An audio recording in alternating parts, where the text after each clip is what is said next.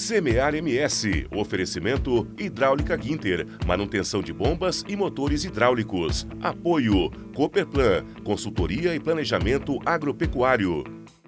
O Semear MS é dedicado ao universo do campo. No programa de hoje você confere. Desvios de cargas e crimes de estelionato aumentam no período da colheita. Em Dourados, a Polícia Civil calcula prejuízos de 130 milhões de reais. Consórcio Milho Braquiária. Além de preservar a lavoura da erosão, esse método também é extremamente rentável. No bate-papo com o produtor, especialistas avaliam os desafios e as perspectivas da produção e mercado para o milho safrinha. E ainda, você vai conhecer a história de Milton Bigatão, que há mais de 20 anos leva para a suinocultura os ensinamentos do pai. O Semear MS começa agora.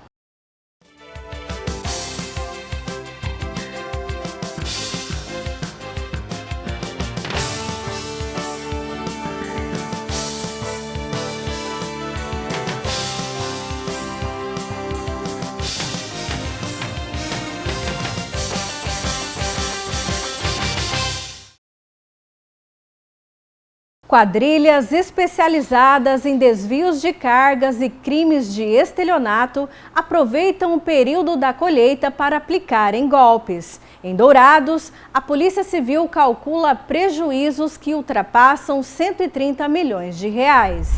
O aumento de crimes durante o período da safra coloca as forças policiais em alerta. Em Dourados, um caso recente de fraudes no comércio de grãos continua em investigação, após diversas vítimas procurarem delegacias para registrarem ocorrências. Um prejuízo que, neste caso, pode chegar a 130 milhões de reais. 3 pessoas foram presas. Conseguimos encontrar quase 15 milhões de reais em cheques, diversos documentos, notas fiscais, contratos que ainda estamos avaliando e analisando para verificar até onde vai essa fraude financeira que foi elaborada por esses investigados. A tática dessas organizações fraudulentas vai além das estratégias para enganar produtores rurais.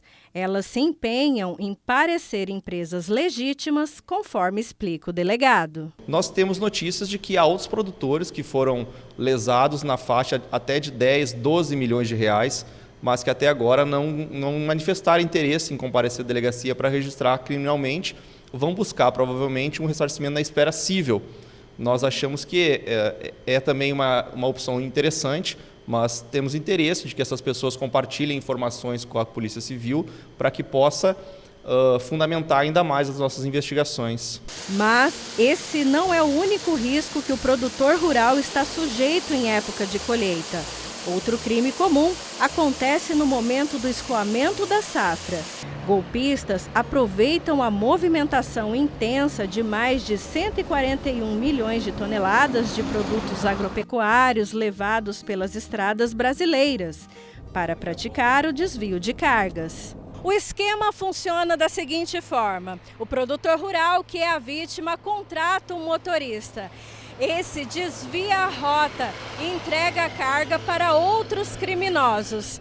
Na tentativa de enganar a polícia, o motorista ainda registra um boletim de ocorrência alegando que foi assaltado. No caso da carga para ser transportada, é interessante, em primeiro momento, se for possível, contratar uma empresa sólida, uma transportadora já estabilizada no mercado, e fazer a contratação do seguro da carga. Se for um particular, tirar informações desse particular, verificar se ele é conhecido no meio de comercialização de grãos ou de semoventes. Em casos de crimes como este, o produtor rural não pode hesitar.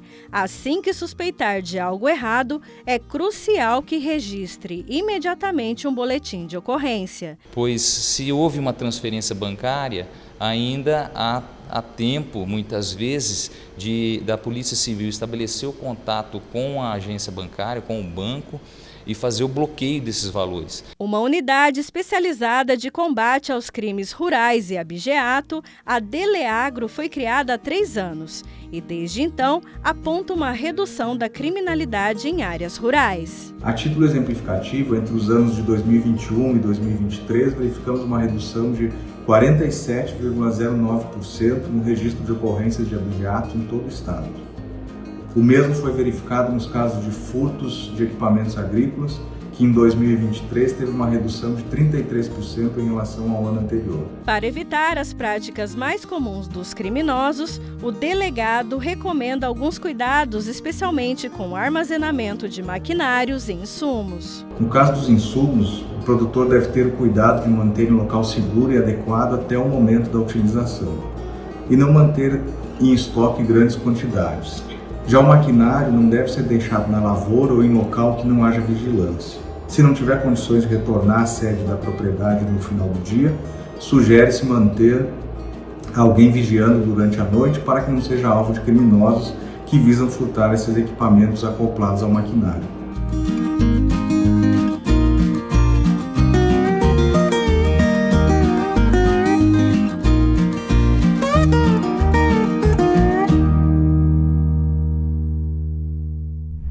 Você sabe como fazer para prorrogar os prazos das dívidas nos bancos? Quem explica pra gente é o advogado Joderli Dias Prado, no quadro Direito e Agronegócio.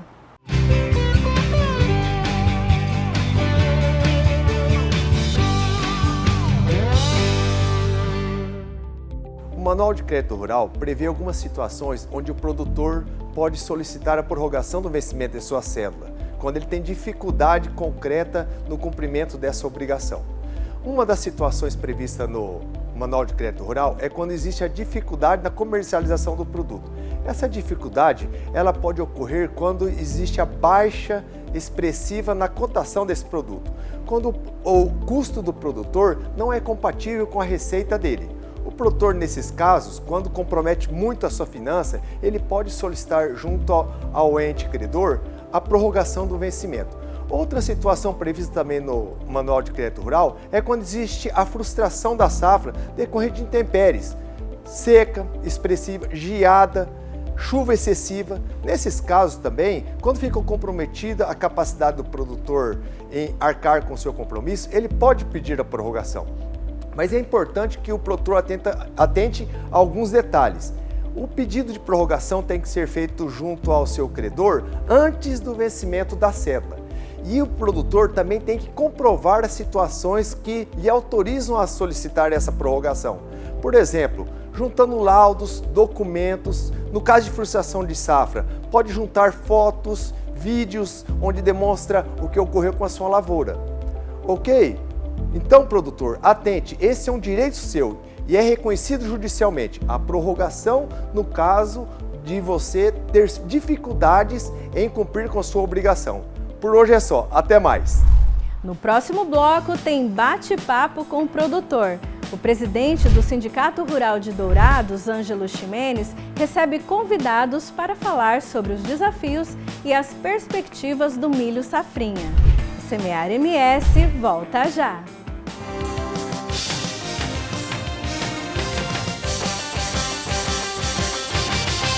A Lubifil há 20 anos atende Dourados e região com variedades em produtos com as melhores marcas e garantia de qualidade. Temos o óleo ideal para o seu automóvel, caminhão ou máquina agrícola. Na Lubifil você conta com uma equipe especializada e atendimento personalizado. Lubifil, agora com 2 lojas em Dourados.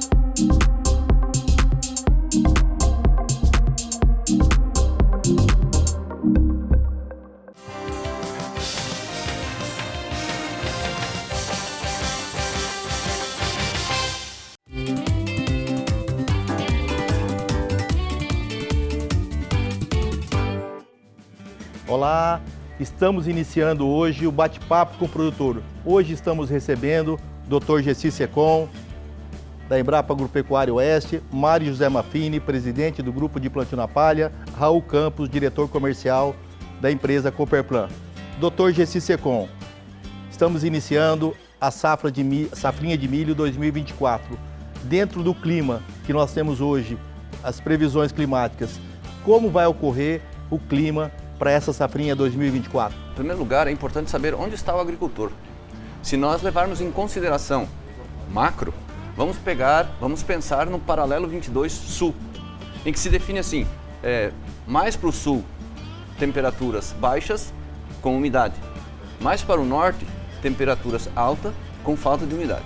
Se considerarmos ainda nossa época de plantio, importante que o agricultor obedeça e se atente ao zoneamento agrícola de risco climático. Então, para estas regiões mais sul, o agricultor vai precisar preconizar híbridos de milho de ciclo mais curto, mais precoce, e não para norte que não tem o risco de geadas. Então esses são os dois primeiros critérios, saber onde ele está e obedecer o zoneamento agrícola de risco climático. Os trabalhos que a Embrapa Agropecuária Oeste já tem mostram que as melhores produtividades de milho estão na primeira quinzena de fevereiro, na região de Dourados. Quando nós andamos mais para o sul, estas épocas antecipam um pouco para escapar das possíveis geadas. E ao sul também, ao norte, desculpa, para escapar da seca, porque para de chover. Nós plantamos em fevereiro. Em junho, nós ainda temos chuvas que garantem a floração e a granação do milho. Mas a partir daí, nós temos frio no sul e seca ao norte. Então, saber onde está São Gabriel do Oeste ou Ponta Porã, Amambai, a região sul. Mais ainda, dentro da propriedade, ele precisa também saber os corredores de geada ao sul. E os tipos de solo, que isso está lá no zoneamento agrícola de risco climático. Então, existem esses padrões, o agricultor pode seguir para ter o seu melhor resultado. E agora vamos nos dirigir ao Raul Campos, dentro dessa mesma temática, em termos, Raul, de custo de produção. Quais são os principais desafios que os produtores enfrentam em um cenário de condições climáticas imprevisíveis, né? Como eles se podem ajustar seus planos de manejo para maximizar a eficiência e principalmente o que o produtor sempre quer é a rentabilidade, né? Essa eu acho que é a palavra-chave, rentabilidade. Entretanto, eu acho que nós estamos passando um pouquinho da linha que seria inteligente na área plantada com milho. O nosso estado deve plantar algo ao redor de 2,5 milhões de hectares milho e com produtividades de 84 sacas por hectare. Ora, se nós considerarmos o custo de produção baseado em 5 fatores, óleo diesel, mão de obra, sementes, insumos e fertilizantes, nós temos um custo de 70 sacas. Então, pouco sobra em termos de rentabilidade. A primeira questão que eu chamo a atenção é a escolha das áreas de plantio de milho. Devido a esses fatores que o professor Gersi nos apresentou sobre clima, sobre os riscos e fatores climáticos que nós temos, eu digo que no milho nós não podemos entrar num jogo para perder. Eu convido o amigo produtor a pensar nas áreas onde ele tem potencial para colher mais de 100 sacas por hectare. O que faz com as demais áreas? É melhor que não entre do que entre. Então nós precisamos sempre pensar do ponto de vista da rentabilidade, em fazer uma boa soja. Nós temos que pensar em sistema de produção e não somente em uma cultura, e respeitar a área de milho para aquelas áreas que nós teremos boa rentabilidade. Esse é o primeiro fator. Depois que eu pego uma estrada errada, qualquer porteira serve. Então não adianta eu querer corrigir lá na lavoura os erros que eu cometi no planejamento dessa safra. Dentro dessa fala do Raul Maffini, nós temos, você preside o grupo de plantio na palha, né, um grupo que discute sistematicamente todo o sistema de produção. Que estratégia o grupo de plantio na palha tem discutido para atravessar esse cenário climático, para ter essa rentabilidade que o produtor tanto precisa para continuar seu ciclo de produção? Sabidamente nessa região aqui, que a gente está no paralelo 22, 23, nós estamos num limiar climático. A gente não é nem norte tropical, nem subtropical. A gente fica que nem uma bandeirola, para um lado e para o outro. Conforme vem uma frente fria lá, temos geada.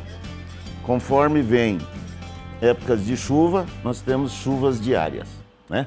Então, condições tropicais. Então, nós estamos nesse limiar. E aqui a gente tenta, tecnicamente, usar de ferramentas para minimizar esses efeitos, principalmente dos veranicos. E aí vai agricultura de precisão, perfil de solo e palhada. Na questão palhada, e aí entra o plantio direto, rotação de culturas é fundamental. No verão a gente não consegue muito porque soja é a cereja do bolo. Normalmente na nossa região, o produtor não tira a soja do processo. Aonde ele pode mexer? Na safrinha, na cultura de outono e inverno. Ou seja, plantar bem plantado o milho safrinha, porque os custos não são baratos. Então, fazer bem feito. O que é fazer bem feito? Dentro do zoneamento, um híbrido adequado, tudo direitinho, como manda o figurino. E aquele restante da área eu uso então para melhorar o solo, fazer uma boa palhada, uma cobertura, uma reciclagem de nutrientes, né? E o GPP nesse aspecto tem trabalhado bastante intensamente nesse processo aí para viabilizar essas questões. E se você pode fazer bem feito, né, é essencial que faça bem feito, né, o dever de casa. E todo esse quadro agora aqui inicial é importante em relação a custo de produção e tecnologia, o produtor está bem alinhado para ter aquela que você fala cereja do bolo, para que ele possa usufruir bastante da cereja do bolo, que é a soja, não tendo prejuízo na cultura do milho. Perfeito.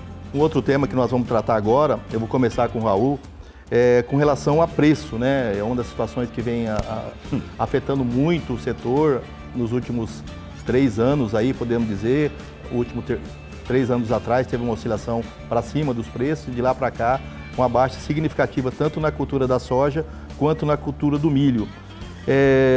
Essas flutuações de preço, ela preocupa o produtor rural na comercialização, e como que o produtor pode, em caso específico do milho safrinha, fazer uma melhor, diríamos assim, hedge de preço? Esse é um fator preocupante.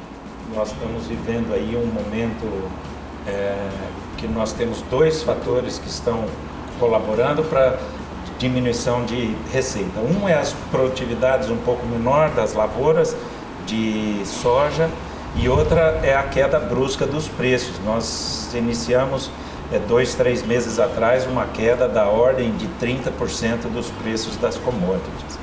E no caso do milho, chegando até 50%. Então nós estamos falando de uma diminuição de receita da ordem de total, juntando os 2 fatores, de 40%, chegando até 50%. Esse é um cenário que nós estamos vivendo hoje. Porém, se nós analisarmos a curva de preço das commodities, nós não vivemos uma bolha durante a pandemia, mas um aumento muito grande do preço das commodities, porque se tornou um ponto de segurança nacional dos países.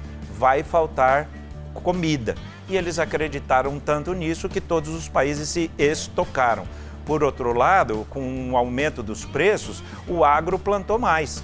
Então, houve aumento de área nesses últimos 3, 4 anos da ordem de 15%, 10%, e agora no nosso estado, esse ano, de 2023 para 2024, houve um incremento de 6,5% na área de soja plantada. Agora, nós estamos tendo uma correção de preços. As commodities estão se corrigindo. Então, quando nós falamos em preço da commodity milho, e esse ano eu falo em commodity porque o mercado vai ser exportador outra vez, eu não vejo uma perspectiva muito grande de aumento de preços em relação aos patamares que nós temos hoje. Mas num futuro próximo, devido a essa demanda que o etanol de milho vai ter, nós vamos ter um incremento muito interessante dessa cultura, mudando os patamares dos seus valores de sacas de soja. Essa colocação, né? Nós estamos aqui Dourados crescendo bastante, toda a região da Grande Dourado, com essas plantas de milho, né? E essa possibilidade de utilizar como combustível, né, o etanol, que começou nos Estados Unidos há uns 15 anos aí, está emplacando de vez no Brasil, principalmente no Mato Grosso do Sul, principalmente em Dourados. Doutor Gessi, com relação você falou com relação ao clima, o sul com temperaturas menores, o norte com temperaturas maiores, com menos umidade, outro com mais umidade, e nós temos o ciclo do milho, né? Que forma de tecnologia que poderíamos preconizar para o produtor, para que somos sabedores de algumas pragas, cigarrinhas, por exemplo, de algumas doenças que vêm através da cigarrinha, que práticas nós podemos usar para que pode maximizar o lucro do produtor e minimizar essas aplicações de produtos? Ô, Ângelo, enquanto Embrapa, por vezes eu experimento isso, e é difícil um assunto que a Embrapa não tem uma pesquisa realizada como resposta. E indevidamente isso às vezes se confunde com falta de foco. Mas neste mundo nosso da sucessão, soja, milho e safrinha, o consórcio de milho com braquiária, ou seja, plantar milho e junto com o milho colocar as sementes de braquiária, permite que o agricultor colha o milho e esta braquiária, por ser de ciclo perene, ela continue crescendo até a semeadura da soja. E aí, do ponto de vista climático, é importante a gente entender que planta verde faz fotossíntese e planta seca entra em decomposição. Entender esses detalhes, mesmo dentro do consórcio, a espécie de braquiária que nós vamos utilizar, saber que esta braquiária não é ambiente de reprodução dessas cigarrinhas, saber que a cobertura na superfície do solo evita algumas doenças que possam aparecer para a soja em sucessão, faz com que o agricultor tenha um resultado melhor da sua atividade. Mas para as nossas condições, a palha na superfície do solo e antes da palha, ter planta verde. E o nosso desafio com os agricultores, fazer o plantio da braquiária no meio do milho, para que ela ajude na proteção da temperatura, manutenção da umidade, e aí sim nós temos menor impacto das adversidades climáticas sobre as culturas, tanto da soja em sucessão quanto o próximo milho safrinha, por exemplo, o de 2025, que nós estamos hoje, 24, no próximo ano, quando eu tenho consórcio milho com braquiária nesse ano, no ano seguinte, o próprio milho safrinha será melhor.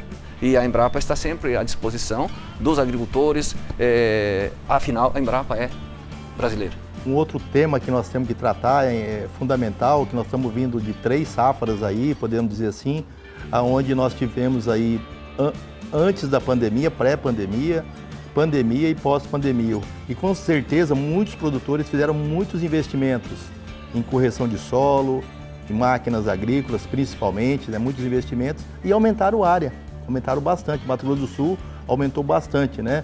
Hoje nós passamos de 4 milhões de hectares de soja, né? 4 milhões e meio quase de hectares de soja. O Mário Maffini falou em 2 milhões e 500 mil hectares de milho, safrinha, que é o nosso MS.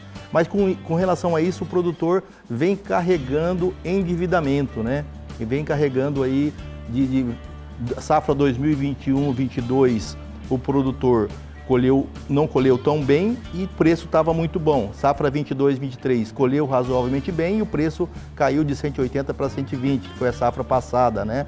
A safra anterior, a safra 23-24, que nós estamos enfrentando agora, nós temos duas questões sugênes aí. E normalmente quando colhe mal, o preço está legal. Quando colhe bem, o preço não está. Oferta e demanda. É uma prática do mercado aí, né? Não dá para revogar essa lei, né? Então agora nós estamos colhendo relativamente abaixo do custo de produção, estamos falando aí em colheita entre 2.400 e 2.700 kg por hectare, 45 sacos por hectare, que deve fechar a média sul-mato-grossense. E como que você vê, Raul, essa questão aí, como o produtor vai conseguir enfrentar esses novos desafios aí, que o produtor ele pensa a longo prazo, né? Ele não pode pensar só na cultura específica, no ano agrícola, ele tem que pensar no todo.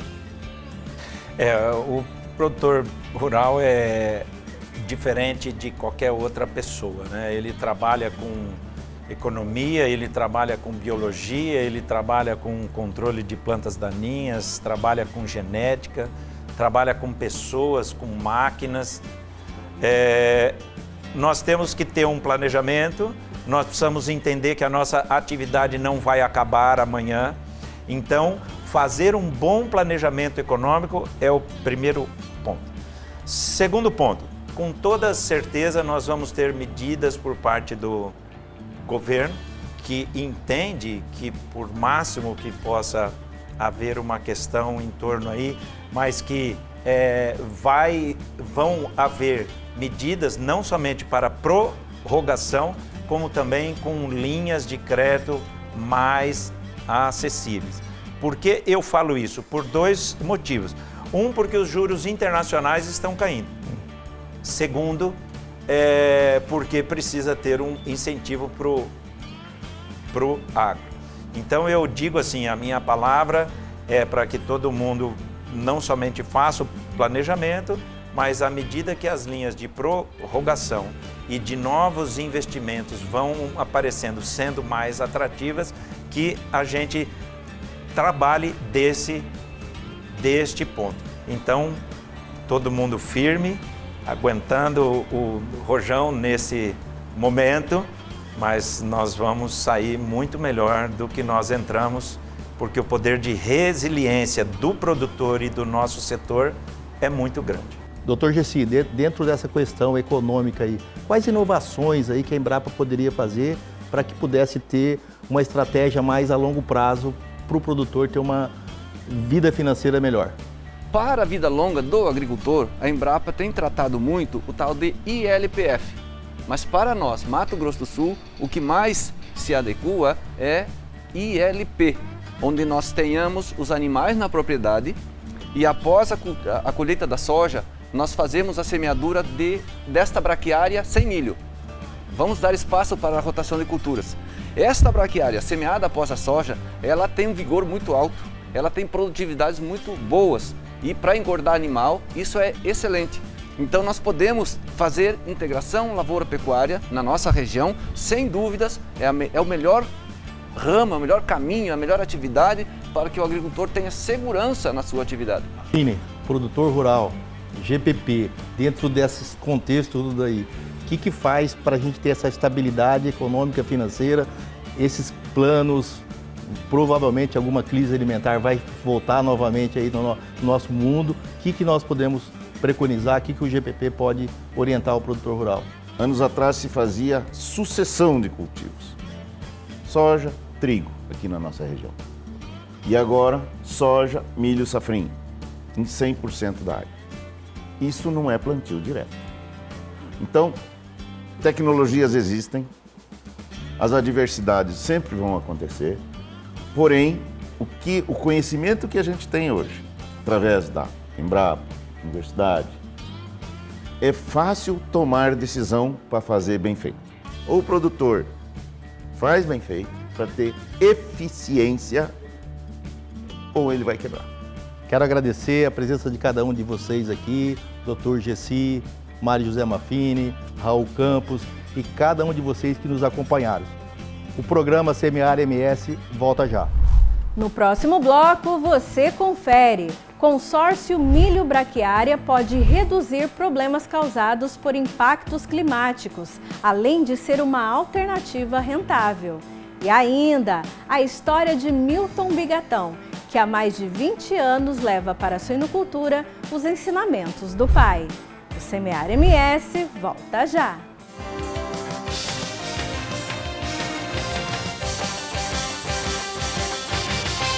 A Lubifil há 20 anos atende Dourados e região com variedades em produtos com as melhores marcas e garantia de qualidade. Temos o óleo ideal para o seu automóvel, caminhão ou máquina agrícola. Na Lubifil você conta com uma equipe especializada e atendimento personalizado.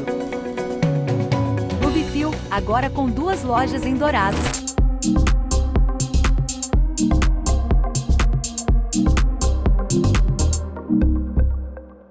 Semear MS, oferecimento Hidráulica Ginter, manutenção de bombas e motores hidráulicos. Apoio Cooperplan, consultoria e planejamento agropecuário.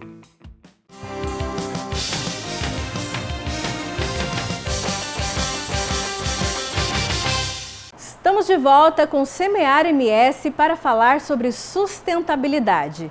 O sistema plantio direto é um método que busca a rentabilidade do sistema produtivo agrícola.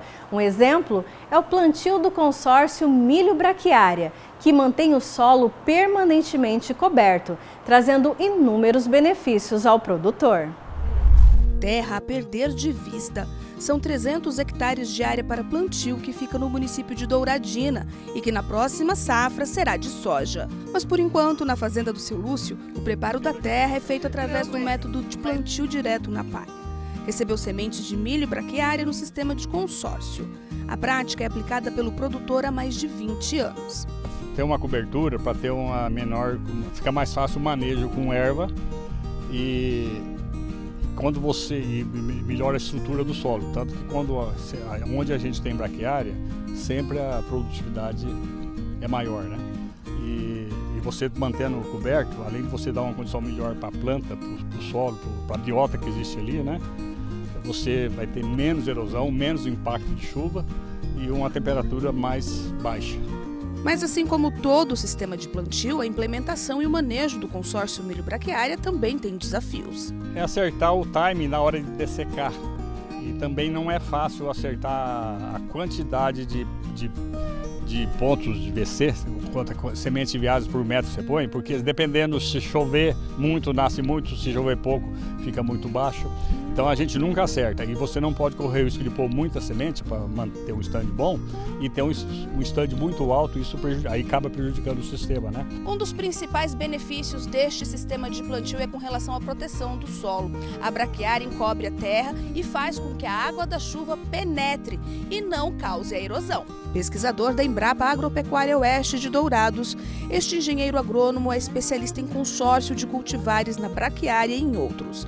Ele explica que além de preservar a lavoura da erosão, este método também é extremamente rentável. A produtividade é o primeiro diferencial, produtividade na soja em sucessão, mas eu fico muito satisfeito porque hoje nós já temos agricultores produzindo mais milho com braquiária do que o vizinho produzindo milho solteiro, sem braquiária.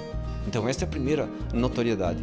A segunda é que as plantas daninhas aparecem mais onde não tem cobertura do solo, que é a braquiária, principalmente a buva, que hoje já não se fala mais muito, porque se controla também com herbicidas, mas a palha é um componente principal para a redução dessas plantas daninhas.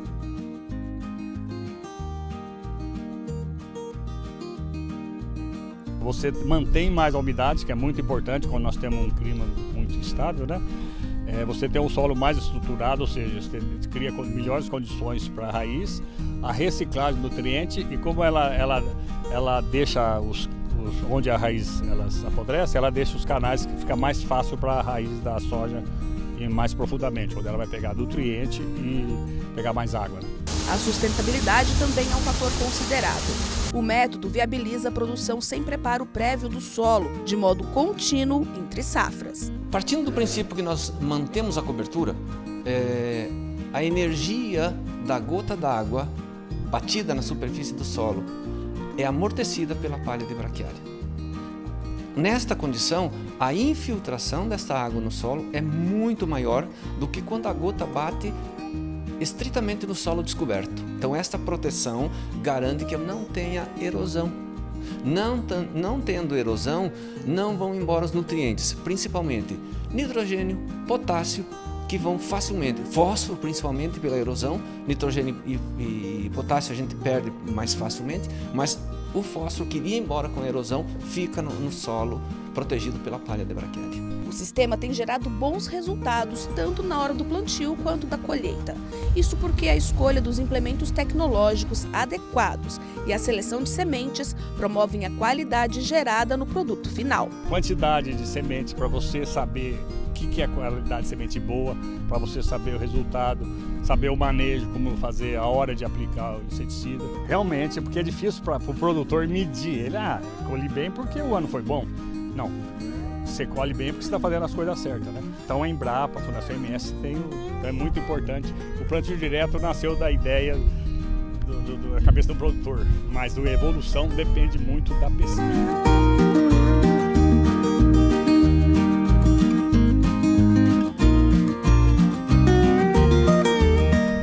No quadro Paixão pelo Agro, vamos conhecer a história de Milton Bigatão, que há mais de 20 anos leva para a suinocultura os ensinamentos do pai.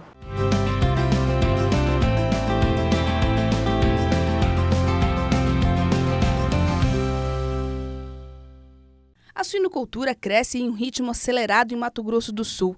Com 112 mil hectares e quase 300 granjas, o estado se destaca como uma força emergente, projetando-se para competir de igual para igual com os líderes nacionais localizados na região sul do país.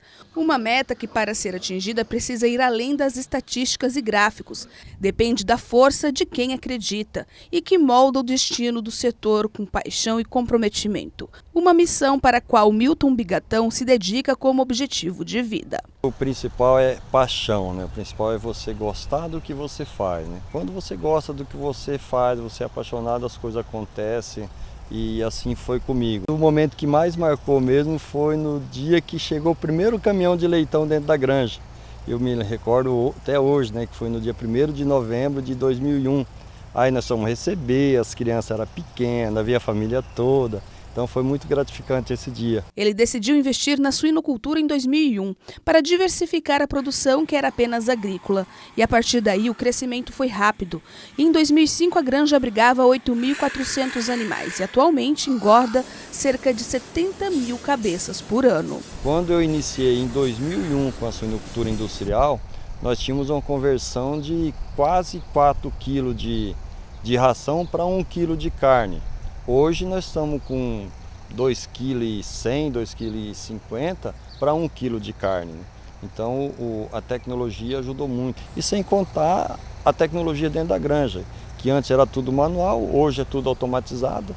Você não coloca a mão mais em nada, os próprios equipamentos controlam a temperatura, né? Controla a quantidade de ração que o animal vai comer. Então isso aí só soma. Hoje a criação acontece nessas granjas sustentáveis, cujo acesso é restrito.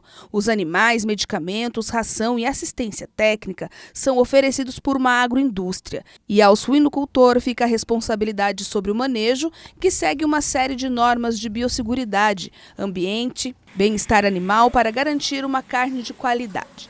Além disso, mais boas práticas são adotadas, pensando no meio ambiente, como a fertirrigação e o uso de energia limpa a biogás. Tem o dejeto do suíno, tem a urina, tem o desperdício de água, vai para o tratamento, vai para o biodigestor, cria-se o gás e aí depois do gás vai para o motor, gera a energia, que é totalmente sustentável a granja. Para o setor, Bigatão é uma liderança. Menos de 3 anos após montar a primeira granja, assumiu em 2004 a ASUITA, Associação dos Suinocultores de Itaporã e região. Em 2015 foi eleito presidente do Sindicato Rural da cidade e há 2 anos está à frente da SUMAS, Associação Sul-Mato-Grossense de Suinocultores, considerada um farol de práticas sustentáveis que fomentam a atividade. A propriedade rural do Milton fica aqui em Itaporã, cidade onde ele nasceu. Mas a história dos Bigatão não começa por aí. Foi com uma visão corajosa que a família de desbravadores fixou raízes em solo sul-mato-grossense na década de 60. Aqui enfrentou desafios, colheu conquistas e até hoje passa ensinamentos sobre o amor à terra, de geração em geração. Meu pai era uma pessoa já de idade, mas se enxergava muito longe, né? Então ele dizia assim, vocês não precisam ser os primeiros, mas não podem ser os últimos. Então você tem que andar, acompanhar a tecnologia, acompanhar tudo que vem acontecendo dentro da nossa atividade. Para além da lucratividade, a escolha pela suinocultura está no sangue. Milton guarda até hoje na memória a criação que o pai tinha e mantinha para o consumo da família. E tudo o que aprendeu nessa jornada ensina para os netos, como a Helena de 5 anos, assim como fez com os filhos.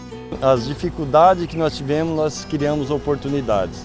E assim nós chegamos aqui, onde nós estamos hoje, graças a Deus, a família, todos trabalham comigo. Meus 2 filhos, eu tenho um casal de filhos.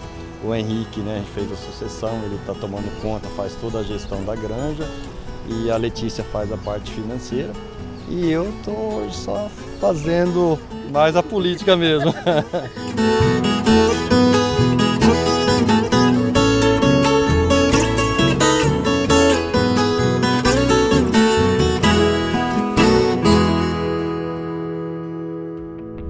O Semear MS de hoje fica por aqui. A gente se vê de novo no próximo programa. Até lá!